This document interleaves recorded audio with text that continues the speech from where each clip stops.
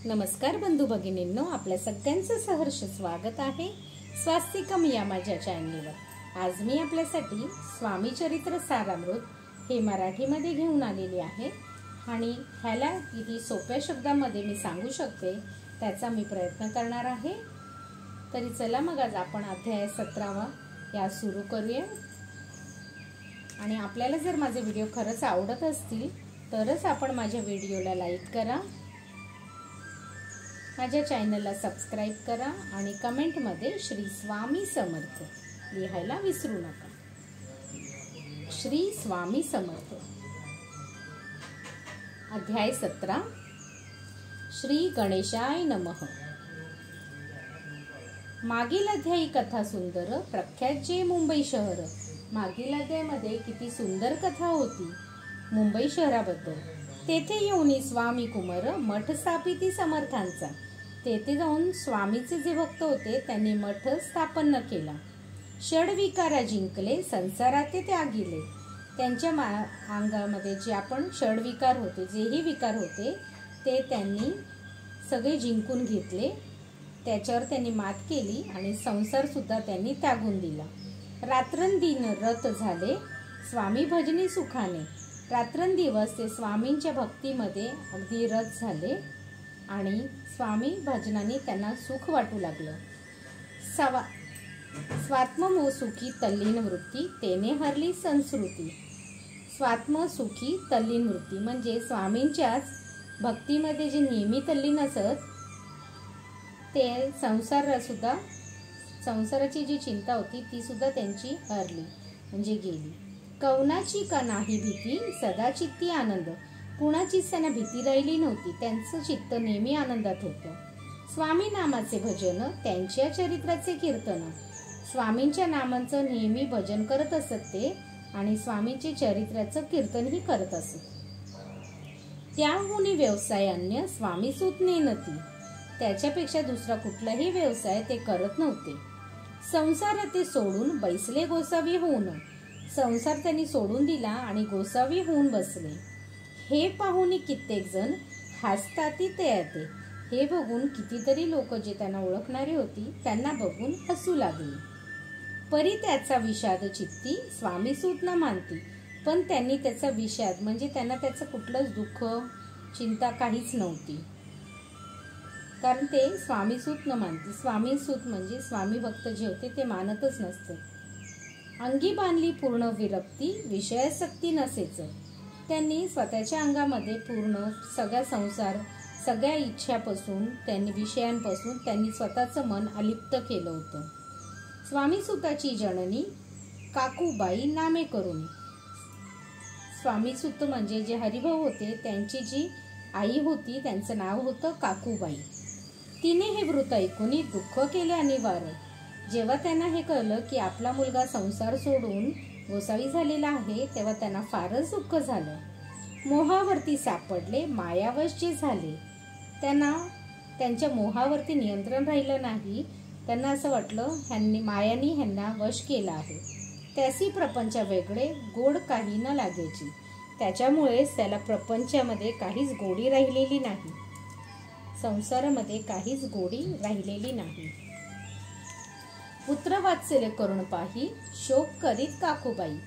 पुत्रचे होते म्हणजे त्यांचा तो पुत्र होता हरिभाऊ, त्याच्या वात्सल्यामध्ये त्या फारच शोक करत होत्या। मुंबईत लवलाही सुताजवळी पातल्या। त्या लगेचच मुंबईला स्वतःच्या मुलाजवळ आल्या।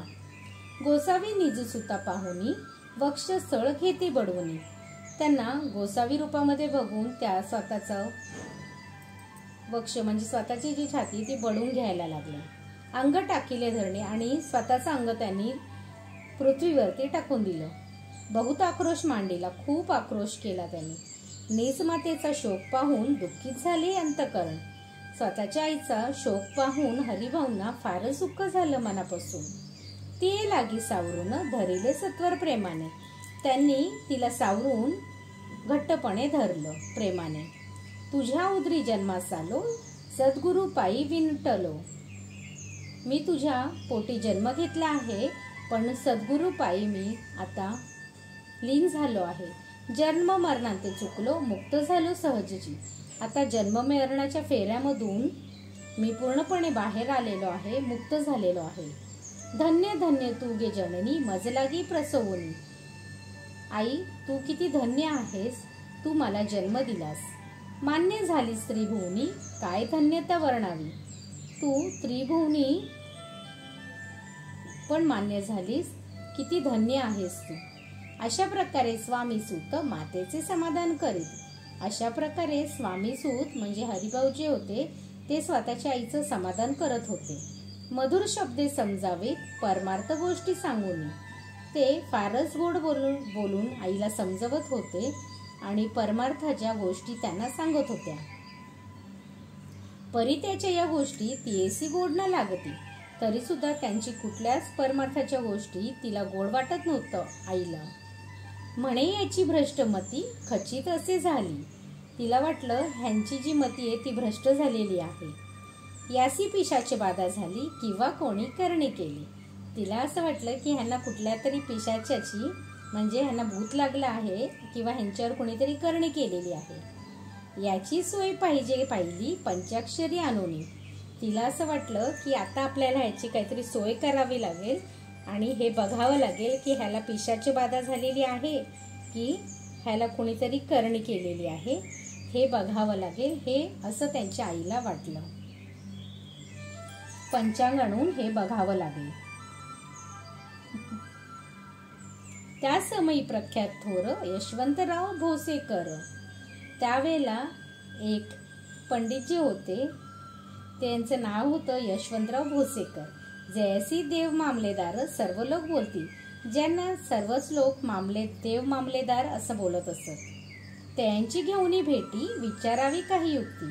त्यांच्या आईला हरिभाऊंच्या आईला असं वाटलं की आपण यशवंतराव भोसेकर ह्यांना भेटूया आणि ह्यांची काहीतरी युक्ती ह्यांच्याकडनं विचार करून घेऊया. ते जरी कृपा करीती तरी होय आरोग्य. त्यांनी जर कृपा केली तर हे सगळं नीट होईल. ऐसा विचार करून पोटी दर्शना आल्या उठा उठी. असा विचार करून ते यशवंतरावच्या दर्शनासाठी आल्या.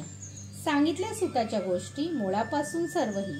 त्यांनी स्वतःचे मुला हरिभाऊ बद्दल सगळं काही त्यांना सांगितलं. होऊन या दीन वदन करीती विनंती कर जोडून. अगदी दीन म्हणजे अगदी गरीबासारखी ती त्यांना हात जोडून विनंती करू लागली. म्हणती सर्व गे आपण उपायासी सांगावा. म्हणजे तुम्ही सर्व जाणणारे आहात आणि तुम्ही मला काहीतरी उपाय सांगायच्यावरती. ऐकून या देव मामलेदार हसून देती उत्तर.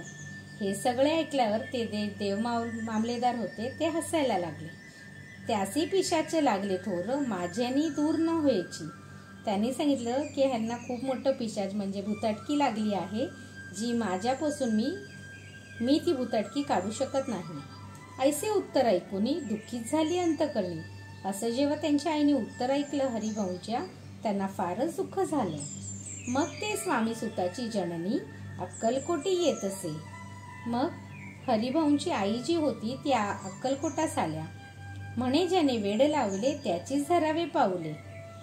तिने विचार केला की ज्यांनी माझ्या मुलाला वेड लावलेला आहे त्यालाच जाऊन धरावं, त्यांचेच पाय जाऊन धरावे. येणे उपाय आपले कार्य सत्य होईल. हा जर उपाय केला तर आपलं कार्य निश्चितच पूर्ण होईल. असो, इकडे स्वामी सूत मुंबई माझी वास्तव्य करीत.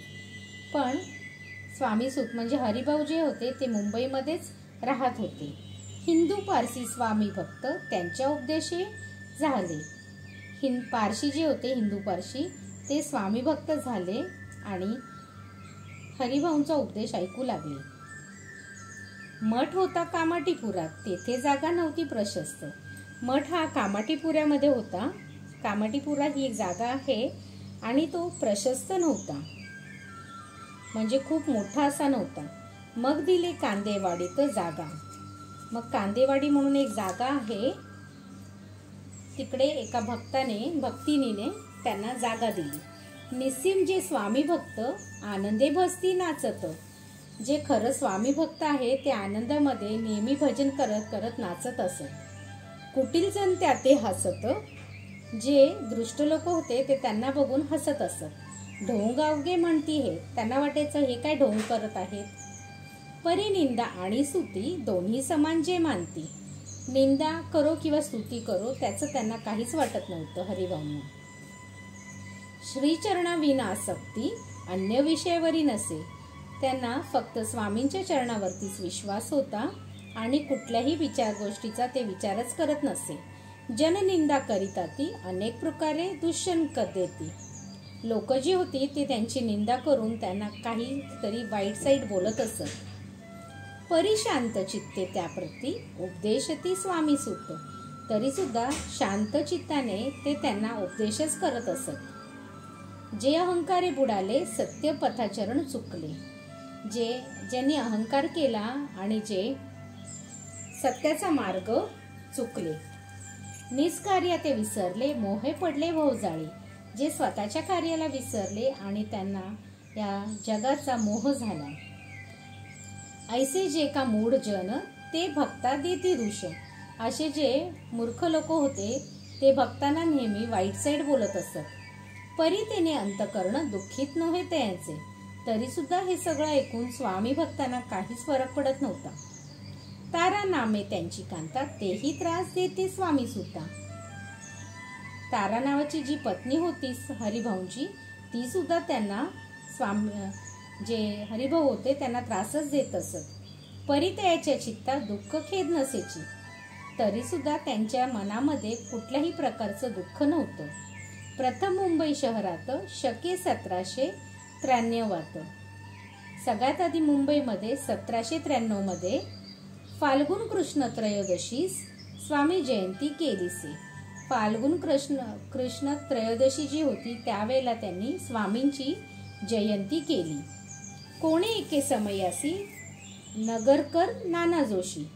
आणि एक वेळेला नगरकर नाना जोशी म्हणून एक गृहस्थ सहज आले मुंबईसी. सहजच ते मुंबईला आले होते.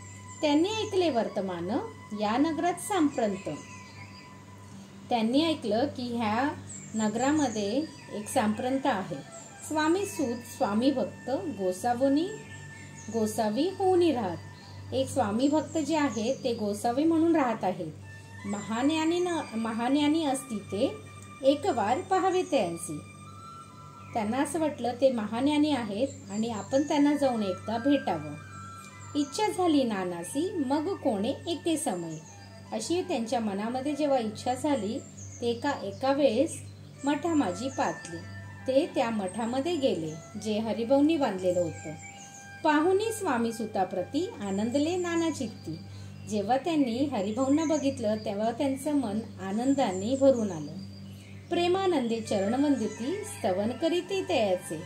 त्यांनी प्रेमाने हरिभाऊंचे चरण दर्शन घेतलं आणि त्यांचं स्तवनही केलं.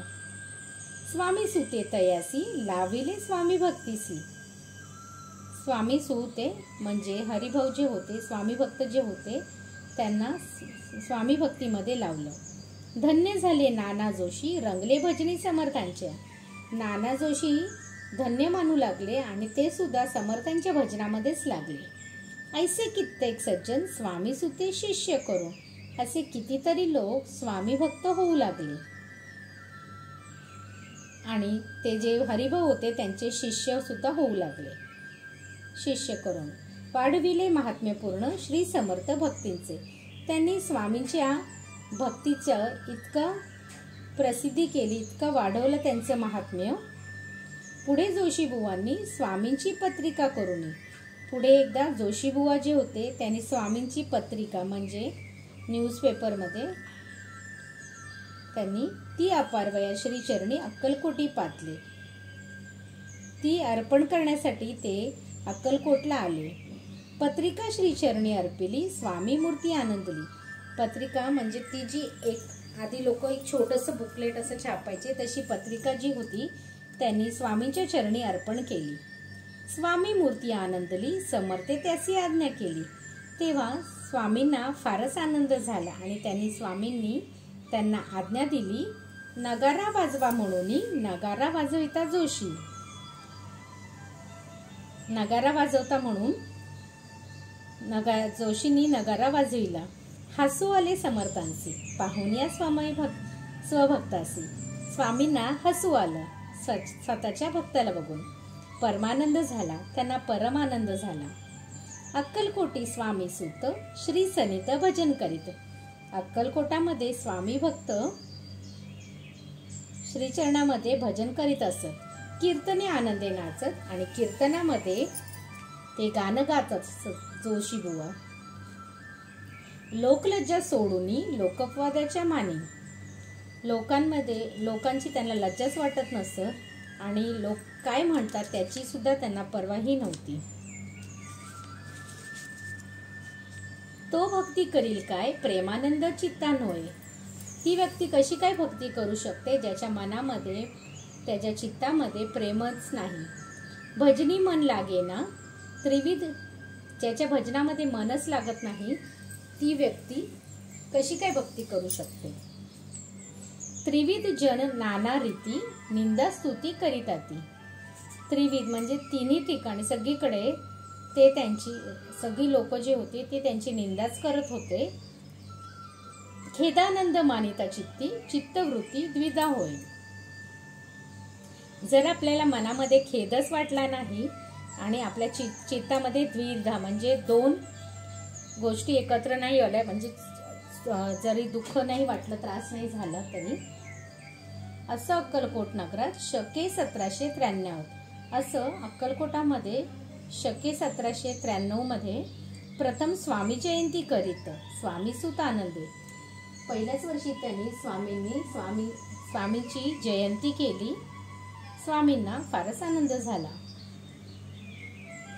छेली खेडे ग्रामात प्रथम स्वामी प्रगट होत. छेली म्हणजे एक खेडे ग्रामात. छेली एका जागेचं नाव आहे. 24 हरियाणामध्ये एक गाव आहे छेडी. प्रथम स्वामी प्रगट होत. विजयसिंग नामे भक्त. तिथे स्वामी प्रथम प्रगट झाले आणि तिकडे एक स्वामींचे भक्त होते ज्यांचं नाव होतं विजयसिंग. गोट्या खेळत्यासवे ऐसे स्वामी सुताचे मत. गोट्या खेळायला हवं स्वामी भक्ताबरोबर असं त्यांचं मत होतं. परी दिसे आदर रहित सत्य जाणती समर्थ. तरी सुद्धा आदर रहित त्यांना समर्थांना माहिती होतं हे सत्यच आहे. आपण तेथे अज्ञानी स्वामी सूत दिवसेंदिवस स्वामी भक्ती करी विशेष. आपण तर अज्ञानी आहोत आणि स्वामी भक्त हे दिवसेंदिवस स्वामींची भक्ती विशेष तऱ्हेने करतच होते. जन लाविले भजनास कीर्तिध्वज उभारिला. त्यांनी लोकांना भजनाला लावलं आणि स्वामींच्या कीर्तीचा ध्वज उभारला. मना माझी धरुनी कामना कोणी येत्याची दर्शना. मनामध्ये कामना धरून जे कोणी लोक दर्शनासाठी येत त्यासी समर्थ करिता आज्ञा सुताकडे जावयाची. त्यांना स्वामी आज्ञा करत असत की तुम्ही माझ्या त्या स्वामी भक्तकडे जा. स्वामी सूत ही त्याप्रती मनातील खून सांगते. स्वामी सूत म्हणजे जे स्वामी भक्त होतं ते सुद्धा त्यांच्या मनातील खून सांगत असत. ऐकून जन चकित होती वर्णिती ख्याती सुताची.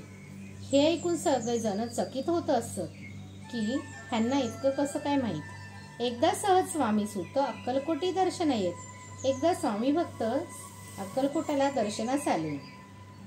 तेव्हा समर्थ राजवाड्यात राहिले होते. आनंद तेव्हा समर्थ राजवाड्यात राहिले होते. राणीची या आज्ञे वाचून दर्शन नव्हे कोणाला की. राणीच्या आज्ञेशिवाय कोणालाही दर्शन मिळत नव्हतं स्वामींचं. ऐसे वर्तमान ऐकून खिन्न मनी स्वामी सूत. असं ऐकून त्यांना स्वामी सूत जे होते त्यांना फारच दुःख झालं. स्वामी दर्शन घेतल्याविन नोत सेवी उदाकान्न. स्वामींचं जर मी दर्शन घेतलं नाही तर मी काहीही खाणार नाही. ऐसेक दिवस झाले 3 निराहार राहिला. असं 3 दिवस झालं. 3 दिवस त्यांनी काहीच खाल्लं नाही. मग वाड्यासमोर जाऊन आरंभिले प्रेमळ भजन. मग त्यांनी त्या राजवाड्यासमोर जाऊन भजन करू लागले. जे करुण ऐसे भरले पूर्ण ऐकले आतून राणीने. जे अगदी दयेने भरलेले होते एकदम ते ऐकून त्या राणीने आतून ऐकलं. हा समर्थांचा निस्सीम भक्त आनंदे भजनी नाचत. हा स्वामींचा अगदी निस्सीम भक्त आहे आणि किती आनंदामध्ये नाचत आहे. समर्थ दर्शनाची धरित दृढ इच्छा अंतरी. समर्थाच्या दर्शनाची त्याच्या मनामध्ये दृढ इच्छा झाली. सेवकासी म्हणे सत्वरी, तुम्ही जाऊन या अवसरी. त्यांनी सांगितलं सेवकांना की तुम्ही लवकर जाऊन त्या साधू ते मंदिरे प्रार्थुनी आणावे. त्या साधूंना तुम्ही मंदिरामध्ये आणा. ऐसे राणीची आज्ञा होता. सेवक धावले तत्वता. जशी राणीची आज्ञा ऐकली तसं सेवक धावत निघाले त्यांना आणण्यासाठी. प्रार्थुनीया स्वामी सुता मंदिरा माझे आणले. प्रार्थना करून त्या स्वामी सुताला मंदिरामध्ये आणलं. पाहून या समर्थांची उल्हास, सुताचे मानसी धावून या वेगेसी मिठी चरणी घातली. समर्थांना जसं त्यांनी बघितलं तेव्हा त्याच्या मनामध्ये इतका उल्हास, इतका आनंद झाला की तो धावूनच स्वामींच्या चरणाची मिठी मारू लागला. सद्गतीत अंतकरणी चरण शाळिले नैनाश्रुणी. सद्गतीत म्हणजे अगदी त्याचं मन भरून आलं आणि त्याच्या डोळ्यामधून प्रेमाश्रू वाहून स्वामींच्या चरणावरती वाहू लागल्या. देहभान गेला विसरूनी स्वामीपदी सुखावला. त्याला त्याच्या देहाचं सुद्धा म्हणजे त्याच्या शरीराचंही भान राहिलं नाही. तो स्वामीचं चरणदर्शनाने इतका सुखावला. बाळ चुकले मातेसी ते भेटले बहुत दिवशी. जसं आईपासून लहान मूल जेव्हा दूर जातं आणि खूप दिवसांनी भेटतं मग त्याच्या आनंदाची पारावार नसायची. मग जेव्हा त्या आईच्या आणि मुलाच्या आनंदाला सीमाच नसते तसंच झालं. नीच सुता ते पाहुनी आनंदले समर्थ मनी. स्वतःच्या सुताला म्हणजे स्वतःच्या भक्ताला पाहून स्वामींना फारच आनंद झाला. कर फिरविला मुखावरून हस्ती धरून उठविले. स्वामींनी त्याच्या तोंडावरून हात फिरवला आणि त्याला उठून उभं केलं. अक्कलकोटी त्या अवसरी बहुत होते सेवेकरी. अक्कलकोटाला त्यावेळेला खूप सारे सेवेकरी होते. परिसमर्थांची प्रीती खरी स्वामी सुतावरी होती. तरी सुद्धा स्वामींची प्रीती ह्या स्वामी सुतावरच जास्त होती. त्यात होते जे दुर्जन ते सुताचा उत्कर्ष पाहून. त्याच्यामध्ये काही जे सेवेकरी होते ते दुर्जन होते. ते सुताचं उत्कर्षण पाहून म्हणजे सुताला स्वामी इतकं महत्व देतात हे पाहून दूषित होय त्यांचं मन. त्यांचं मनामध्ये दोष येत असत. द्वेष पूर्ण करिता ती काही उपाय करून. त्यांना त्याच्यावरती द्वेष झाला म्हणजे ते त्याच्यावर जळू लागले आणि काय उपाय करावा असा विचार करू लागले. फिरवून समर्थांचे मन स्वामी सुतावरचे प्रेम. स्वामींचं मन जे आहे ते त्याच्यावरनं फिरून जायला हवं. त्याच्यासाठी काहीतरी करायला हवं. कमी करू पाहता ती. स्वामी सूत रात्रंदिन समर्थापुढे करती भजन. स्वामी सूत जे होतं तो रात्रंदिवस समर्थांच्या पुढे भजनच करत असत. पायी खडावा घालून प्रेम रंगे नाचती. पायामध्ये लाकडीची खडक म्हणजे आपण जसे पादुका असतात तशी लाकडीची जी खडक आहे ती घालून प्रेमामध्ये तो अगदी सारखा नाचत असे. एके दिवशी श्री समर्थ बसले असता आनंदात. एक दिवशी समर्थ जेव्हा आनंदात बसले होते स्वामी सूत भजन करीत पायी खडावा घालून. स्वामी सूत जो होता तो भजन करत होता पायामध्ये खडावा घालून. ऐशी वेळ साधूनी समर्था सांगितले दुर्जनी. अशी वेळ साधून समर्थांना ते दुर्जन लोक सांगू लागले स्वामी सूताची ही करणी योग्य नसे सर्वता. स्वामी सूत जे हे करत आहे हे योग्य नाही. बैसला असता आपण पायी खडावा घालून. हा नाचतो काय म्हणून. तुम्ही बसला आहात आणि हा पायामध्ये खडावा घालून काय नाचत आहे. आपुला अपमान करावया परकी आणि निजसूत. तुमचा अपमान करण्यासाठी तो असं करत आहे. समान लेखी ते जे सत्य. जो परक आणि स्वतःचं याच्यामध्ये भेद करतो समान करत नाही ते सत्यच आहे. जे सर्वांशी अलिप्त श्रेष्ठ कनिष्ठ कोण त्याते. जे सगळ्यांनाच आपलेसे आहे त्याच्यामध्ये श्रेष्ठ आणि कनिष्ठ म्हणजे छोटा किंवा मोठा कसं काय आहे. आता खडावा काढून मग नाचावेत वा भजनी. आता खडावा काढून नाचावं भजनामध्ये. ऐशी आज्ञा सुता लागून केली समर्थ त्यावेळी. त्यावेळेला सुताला स्वामी सुताला स्वामींनी आज्ञा केली की खडावा काढ आणि मग नाच. तोच उठले कित्येक जण खडावा घेतल्या काढून. तसंच कितीतरी लोक लगेच उठले आणि त्या स्वामी सुताच्या पायातून खडावा काढून घेतल्या. स्वामी सुताचा अपमान केला अशा प्रकारे. स्वामी सुताचा अशा प्रकारे त्यांनी अपमानच केला. पाहुणी ऐशी परी खिन्न झाला सुतंतरी. हे बघून त्या स्वामी सुताच्या मनामध्ये फारच दुःख झालं. काळजात बोचली सुरी, जसं त्याच्या काळजामध्ये कुणीतरी सुराच खोकला. अपमान दुःखी दुखावला, मरणाहुनी परम कठीण. त्याला इतका अपमान वाटू लागला की हे जर मला मरण आलं असतं तरी सुद्धा चांगलं असतं, असं त्याच्या मनामध्ये वाटू लागलं. दुःख देतेसे अपमान उतरले सुताचे वदन. दुःख देतेसे अपमान उतरले सुताचे वदन. हे बघून त्याचा चेहऱ्यावरचा अगदी रंगच उडून गेला. निस्तेज झाले सत्वर. तो एकदम निस्तेज दिसू लागला. त्याचे होते जे वैरी ते आनंदे अंतरी. ते जे लोक त्याचा द्वेष करत असत स्वामी सुताचा, त्यांना मनामध्ये फारच आनंद झाला. म्हणती मोडली खोड बरी, अभिमान उतरला. त्यांना असं वाटलं बरं झालं ह्याची खोडच मोडली आणि ह्याचा जो गर्व होता तो सुद्धा हरण झाला. असो, मग स्वामी सूत त्या स्थळ सोडून त्वरित. मग स्वामी सूत जे होतं ते त्यावेळेला तिथून निघून गेले. नगराबाहेर येत मार्ग धरीत मुंबईचा. नगराच्या बाहेर आले आणि त्यांनी मुंबईचा रस्ता धरला. अपमान दुःखे दुखावला, अंतरी बहु खिन्न झाला. त्याला अपमान स्वतःचा झालेला बघून त्याच्या मनामध्ये फारच दुःख झालं. परतुनी नाही आला जन्मवरी अक्कलकोटी. परत त्यांनी मरेपर्यंत कधीच ते अक्कलकोटास आलेच नाही. स्वाभिमानी जो नर त्याचे दुखविता अंतर.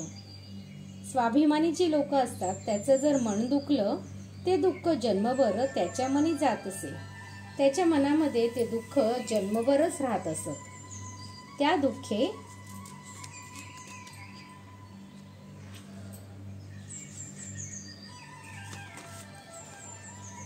दुःखे उत्तरा उत्तर शीन झाला स्वामी कुमार. त्या दुःखाने स्वामी जो कुमार होता तो फारच दुःखी झाला. दुःख करी दिवस रात्र चैन नसे क्षणभर. तो दिवस रात्र दुःख करत होता. त्याला क्षणभर सुद्धा काही दुसरा विचार येत नव्हता. तोची रोग लागला, शेवटी आजारी पडला. मग त्याला रोग लागला आणि तो आजारीच पडला. ऐसा समाचार समजला अक्कलकोटी समर्थाते. हा जेव्हा समाचार समजला स्वामींना की ह्याने असा विचार केला आहे की मी आता कधीच अक्कलकोटास येणार नाही आणि हे अपमान झालेला तो मनामध्ये घेऊन त्याचाच विचार करत असल्यामुळे त्याला रोग झाला आहे. स्वामी सुताची जननी राहायचे त्या स्थानी. स्वामी सूत जी होती त्यांची आई सुद्धा त्यांच्याबरोबर राहत असत. तिने हे वर्तमान ऐकून विनवीत समर्थाते. त्याने हे ऐकून समर्थांना तिने विनंती केली, म्हणे कृपा करून या सुताते आणावे या ठाया. ती म्हणाली तुम्ही कृपा करून स्वामी सुताला इथे आणा. कृपादृष्टी पाहून या आरोग्य तया करावे. तुमची जर कृपादृष्टी त्याच्यावर झाली तर तो संपूर्णपणे रोगमुक्त होईल. मग समर्थ त्या अवसरी मुंबईस पाठविले सेवेकरी. मग त्यावेळेला समर्थांनी मुंबईला एका सेवाकरीला पाठवलं. म्हणती सुता ते सत्वरी मज सनिध आणावे. मग स्वामींनी त्यांना आज्ञा केली सेवकाला की तुम्ही त्याला जाऊन सांगा की मी बोलवलं आहे. परिसूत त्या सांगती आला नाही अक्कलकोटी. तरी सुद्धा स्वामी सूत जो होता तो त्या सेवकाबरोबर आला नाही स्वामी भेटीला. अपमान दुःख त्याच्या पोटी रात्रंदिवस चलत गे. तो जो अपमान झाला होता त्याचं दुःख त्याच्या मनामध्ये रात्रंदिवस चालत होतं. सेवेकरी परतून आले समर्थांती वृत्त कथिले. सेवेकरी तिथून परत आले आणि समर्थांना सांगितलं की तो आमच्या बरोबर यायला तयार नाही अक्कलकोटास. आणखीन दुसरे पाठविले, त्यांच्या गती तीच झाली. दुसऱ्या सेवेकरीला सुद्धा पाठवलं, त्याच्याबरोबर सुद्धा त्यांनी तेच केलं. मग सांगती समर्थ त्यासी घालून पेटीत. मग समर्थांनी सांगितलं की त्याला पेटीत घालून घेऊन या त्वरित, म्हणजे लवकर त्याला इथे घेऊन या. कोणीतरी जाऊन त्याला पेटीमध्ये घालून इकडे माझ्याकडे घेऊन या. तथापि स्वामीसूत पाही अक्कलकोटी आला नाही. तरी सुद्धा स्वामीसूत हा अक्कलकोटाला आलाच नाही. दिवसेंदिवस देही क्षीण होत चालला. दिवसेंदिवस त्याचं जे शरीर होतं ते आणखीनच अशक्त होत चाललं. शेवटी बोले समर्थ, आता जरी नाहीये सत्य तरी तोफ भरून यथार्थ ठेवली ती उडवू की. शेवटी समर्थ बोलले, आता जर हा आला नाही तर तोफ भरून ह्याला उडवू. ह्याचा अर्थ स्पष्ट होता, तो समजला स्वामीसुता. ह्याचा अर्थ फारच स्पष्ट होता, जो स्वामीसुताला समजला. परी तो ना आला अक्कलकोटा जीवित परवा. तरी सुद्धा तो जोपर्यंत जिवंत होता तोपर्यंत अक्कलकोटाला कधीच आला नाही. आजार वाढला विशेष श्रावण शुद्ध प्रतिपदेस. त्याचा आजार फारच वाढत चालला आणि श्रावण शुद्ध जे प्रतिपद होतं केला असे कैलासवास. तो कैलासवासी झाला म्हणजे त्याला मरण आलं. सर्व लोक हळहळती त्या समयी मुंबईत. त्यावेळेला सगळ्याच लोक हळहळ म्हणजे सगळेच लोक दुःख करू लागली मुंबईमध्ये. त्याचे जे शिष्य होत त्यासी झाली दुःखी अमित. त्याचे जे शिष्य होते त्यांना फारच दुःख झालं. शोकसागरी बुडाले अक्कलकोटी त्या दिनी. त्या दिवशी सगळेच शोकामध्ये बुडून गेले अक्कलकोटालाही. समर्थ करीती विचित्र करणी बैसले स्नान करूनी. समर्थनी एक विचित्रच करणी केली. स्नान केलं आणि बसले. परी गंध न लावती भोजनाते न उठती. त्यांनी गंध सुद्धा लावला नाही आणि जेवणही केलं नाही. धरणीवरी अंग टाकती. पृथ्वीवर त्यांनी स्वतःचं अंग टाकलं. कोणा संगे बोलती रुदन करती शनोशनी. कोणाबरोबरच ते बोलत नव्हते, नुसते रडत होते. इतक्या माझी सत्वर मुंबईहून आली तार. तेवढ्यामध्येच मुंबईवरून एक तार आली. श्रुत झाला समाचार स्वामीसूत गत झाला. तेव्हा त्या तार आली होती म्हणजे पूर्वीच्या काळीच अशी तार यायची. जसं आपण आता फोनवर बोलतो तशी आधी तार यायची. तशी तार आली पोस्टाने की स्वामीसूत जे आहे ते मरण पावले आहेत. उदासीनता त्या दिवशी आली सर्व नगरासी. त्या दिवशी सगळं नगरच उदास झालं होतं. चैन न पडे काकूबाईसी पुसती समर्था क्षणोक्षणी. काकूबाईला जरा सुद्धा चैन पडत नव्हता. ती समर्थांना सारखी सारखी विचारत होती. मग काकूबाईंनी सत्वर जवळी केली मुंबापूर. मग काकूबाई लगेचच मुंबईला यायला निघाल्या. तेथे समजला समाचार परत्र पावला आत्मज. तेव्हा तिला कळलं की आपला पुत्र जो आहे तो मरण पावला आहे. नीच पुत्र मरणावार्ता ऐकूनी करीती आकांता.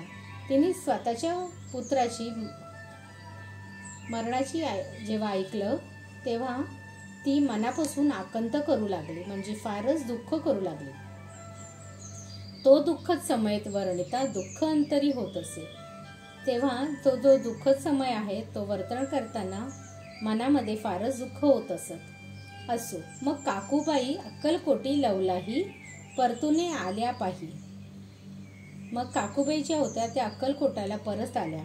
बोलेल्या काय समर्था ते सूत आपला भक्त असोन अकाली पावला का मरण.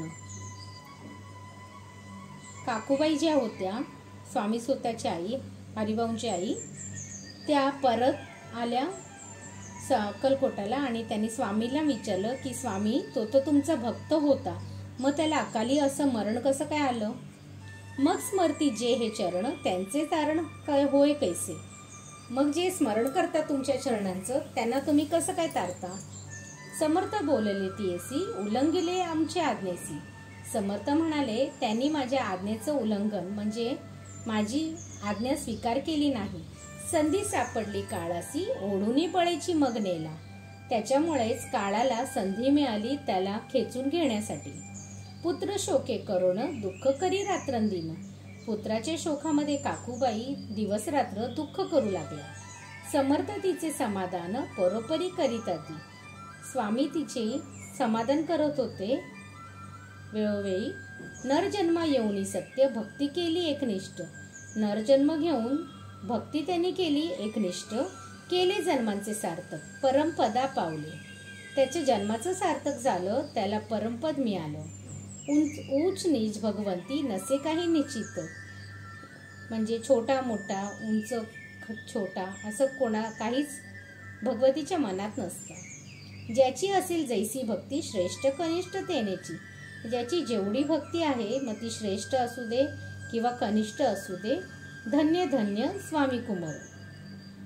धन्य धन्य तो स्वामी कुमार. उतरला भववदती दुस्तर. तो या भवसागरातून, संसाराच्या आणि जन्ममरणाच्या फेऱ्यातून तो निघून गेला. ख्याती झाली सर्वत्र, कीर्ती अमर राहिली. सगळ्यांमध्ये हे कळलं की त्याची कीर्ती जी आहे ती अमर झाली आहे. स्वामी सुताच्या गादीवरी कोण नेमावा अधिकारी. आता तो जे गोसावीचं हरिभाऊनी जे हे घेतलं होतं त्याच्यावरती आता कोण, त्यांच्या गादीवरती आता कोण बसेल, त्याचा अधिकारी कोण असेल, ऐसा प्रश्न एके अवसरी पुसती सेवेकरी समर्थते. असा प्रश्न सेवेकरी स्वामींना विचारत होते. ते कथा रसाळ अत्यंत, वर्णिले पुढील अध्यायात. ती कथा फारच रसाळ आहे आणि पुढील अध्यायामध्ये त्याचं वर्णन करणार आहे. श्रोते होऊनी सावचित्त, अवधान द्यावे कथेसी. सावधान चित्त करून श्रोते ती कथा ऐका. जय जय भक्त पाला, जय जयाची परम मंगला. जय जय श्री भक्तपाला, म्हणजे जय असो भक्त पालांचा, जो भक्ताचा पालन करता आहे. जय जयाची परम मंगला. जय जय परम पवित्र विष्णू शंकराची विमला. विष्णू आणि शंकराची विमला. कीर्ती पसरो सर्वत्र, त्यांची कीर्ती पसरो सगळीकडे. इति श्री स्वामी चरित्र सारामृत नाना प्राकृत कथा सन्मंत भाविक भक्त परिसोत. सप्तदशोऽध्यायः गौडः. श्री भगवच्च पर्णमस्तु. श्रीरस्तु. शुभं भवतु, शुभं भवतु, शुभं भवतु. श्री स्वामी पर्णमस्तु. शुभं भवतु, शुभं भवतु, शुभं भवतु. श्री स्वामी समर्थ. श्री स्वामी समर्थ. श्री स्वामी समर्थ.